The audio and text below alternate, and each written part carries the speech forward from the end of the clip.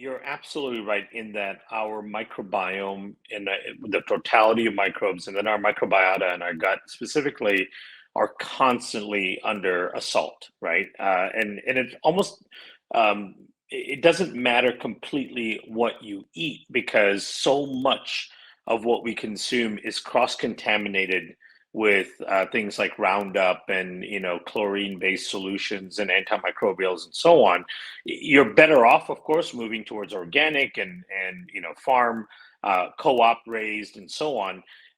That can improve your outcomes and reduce the amount of exposure to things, but inevitably you will still gain exposure to all kinds of chemistries out there, right? So there is something like, and I've heard a number of examples, but the average human is in contact with somewhere around 80,000 different chemicals on a regular basis, most of which have not even been tested on the human system, right? And I just posted on my stories on Instagram a story from Jolene from Dr. Brighton on how there's a significant increased risk of ovarian cancer among hairstylists, right? And that's because, and it's like significantly different than any other population. And that's likely due to all the chemicals that they're exposed to on a regular basis, just doing their job, right? The coloring and the straightening and all of these things that we put on ourselves, because most of those things simply have not been tested on the human system and certainly have not been tested on the human microbiome or the human immune system, right? So we really don't understand how most of the chemistries we encounter on a regular basis impact our system. So we do have to protect our system very diligently, right? And that's how we set out when we started thinking about probiotics and what we needed to build from a therapeutic perspective. All the products you mentioned we promise will connect all the dots for people and make it make sense to them. But it's important to know the overarching message here is that all of them have a very specific fit in a process of pathology that dismantles because of our lifestyle, right? So we went through last time the details of leaky gut and how that dismantles step by step. It always starts off with the microbes themselves, right? So it used to be one of the reasons why this even exists is because when I first started looking into this holistic health and wellness space, I would hear people going, oh, glutamine, you need tons of glutamine to heal leaky gut. You need aloe to heal leaky gut. You need this and that other, compound to heal leaky gut, when none of those compounds address the very first thing that happens when you start the process of leaky gut. And that's the dysbiosis. That's the shifting of the microbes in the gut, right? So you lose diversity in the gut microbiome and you lose your keystone species. And as a result, you get an overgrowth of dysfunctional and potentially pathogenic organisms. Those are the features, the first things that happen when you start the process of leaky gut, which means that you have to fix those things first, right? It's really hard to fix downstream issues, right, when you don't fix the source. It's the analogy I like to use is like, imagine you're going down a river in a boat and you've got holes in the boat, and so the water is filling into the boat, you're slowly sinking, you can't make it to your destination. So your solution is to pail out as much water as you can as fast as you can, right? You're not really going to make progress because the holes are still there and you're not addressing the root cause, right? So that happens too much in even in the holistic health space, because people don't quite understand what the root causes are. So when you think about it that way and you go, okay, the microbes and their dysfunction occurs first, and then the physiology starts to fall apart because you don't have the right microbes maintaining the physiology. Right?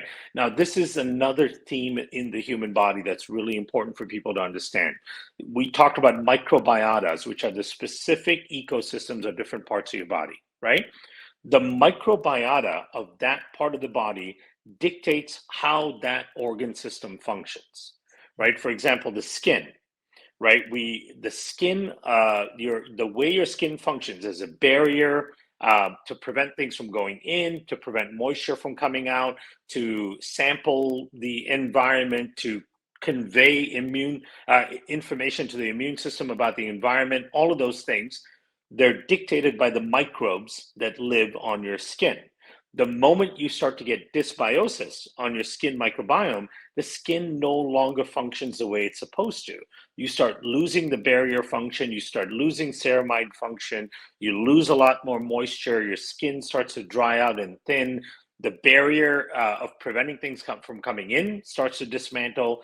The immune response in the skin gets dismantled, all because the microbes on that part of your skin are off, right? Same thing with your small bowel, your large bowel, your upper respiratory tract, everywhere in your body. There's a very close relationship between the microbes in that region and the function of those organs. And if the microbes get dismantled, the organ no longer functions the way it should, right?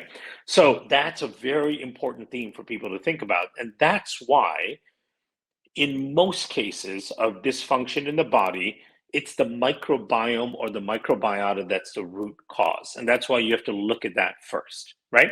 So hopefully that example made sense to people. So now let's talk about leaky gut and the process in which we were thinking about this. So we understood that the first thing that happens is the microbes get dismantled. You start to get lower diversity, low keystone species, high levels of pathogenic organisms. How do you fix that, right? What do you do when the microbes become disarrayed and you don't have the right balance anymore? Well, the allopathic answer for that in many cases is blow it up with an antibiotic, right? It's like an atom bomb. Hey, there's too many bad microbes. Let's kill them all. Of course, we know that doesn't work because you kill the good microbes just so long as you do with the bad microbes, right? So it doesn't mean you're shifting anything. You're just bombarding the area and then you don't know what's going to come back up, right? Now, then the natural medicine world went, we don't believe in antibiotics. We don't write those scripts. We're going to use antimicrobials instead, right?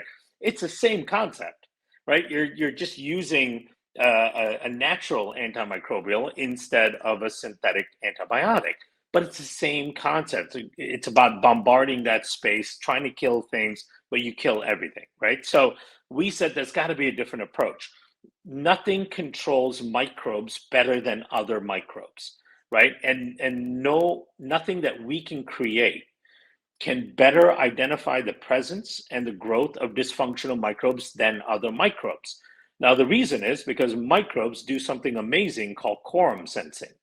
There are certain microbes that have the ability of reading other microbes' signatures, chemical signatures, and figuring out who's there and in what level and how do we get rid of them, right? So that's why we honed in on these bacillus endospores, who are very powerful quorum sensing bacteria, and they're also very powerful competitive exclusion bacteria, right? So remember, quorum sensing is a microbe's ability to talk to one another and read each other's signatures.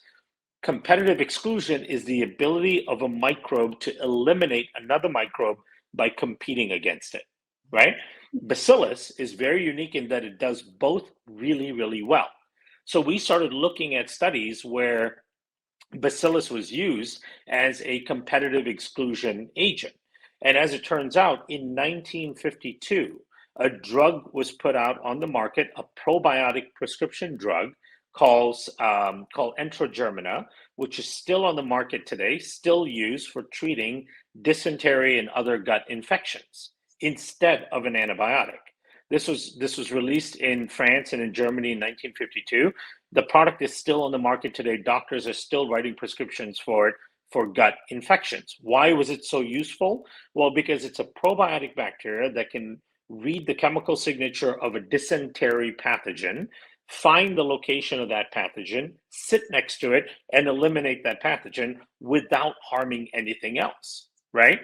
It's an absolute beautiful, elegant biological solution. So we said, well, that's really the solution, and let's start identifying bacillus microbes that are natural to the human gut. So these are commensal species, so they know what the gut microbiome is supposed to look like, or the microbiota. If we put those back in, we hypothesize that they will find dysfunctional microbes, bring them down, and at the same time, they will increase the beneficial microbes as well by producing compounds that feed the beneficial microbes.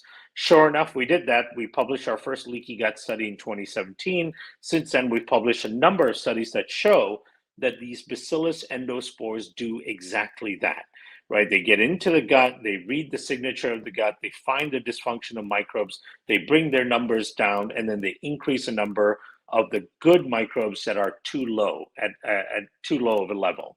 So they're re-orchestrating the microbiome, and there's nothing else that can do that in the same way, right? So that became the foundational product. Now that is really important for leaky gut, but it's also really important just to exist as a human.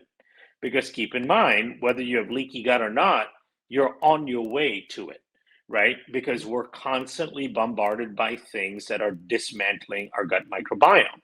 And the funny thing about it is that one of my philosophies when I'm looking at scientific approaches to things is I always look at evolutionary biology because I'm trying to understand, if what we're proposing as a therapeutic is that something that has happened in the natural world before, right? Or are we trying to outsmart nature?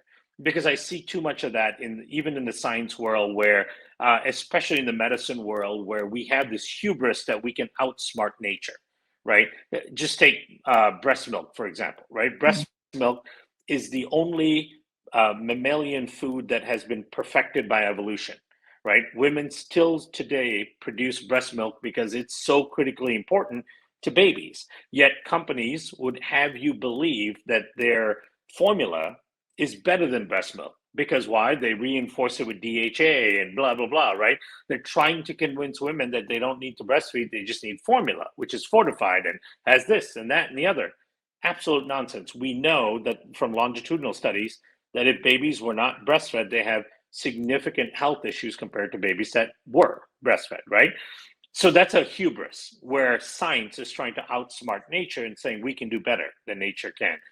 And so, with that in mind, I'm always looking at if we're proposing this idea as a probiotic spore, you know, does this happen in nature somewhere? And sure enough, when you look at the evidence, we consume these types of spore based microbes on a regular basis.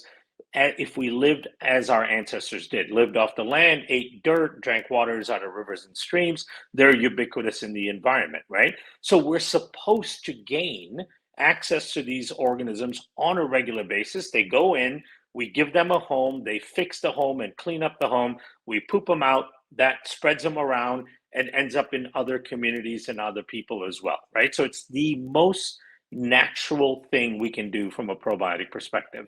So that becomes the foundation. That's where everyone has to start. And all we're doing is just reintroducing microbes that you should be naturally exposed to, but inevitably you're not, right? We're just smart enough to understand what nature has already created and utilize it, right? We're not smart enough to outsmart nature. So that's where it starts, and that becomes foundational to everybody. So that is Megaspore. Mm-hmm. And that supplement is every single person in my family is on it. I recommend it for all of my clients as just a base. It's that safeguard, just like you're saying. I mean, even in my household where we're all organic, all wild meat, doing the best we can, we're getting threats. We've got the Mm-hmm. radiation, we've got the other toxins that are in our water and things that are out of our control that are hitting us. And we've never been under so much threat in our lives.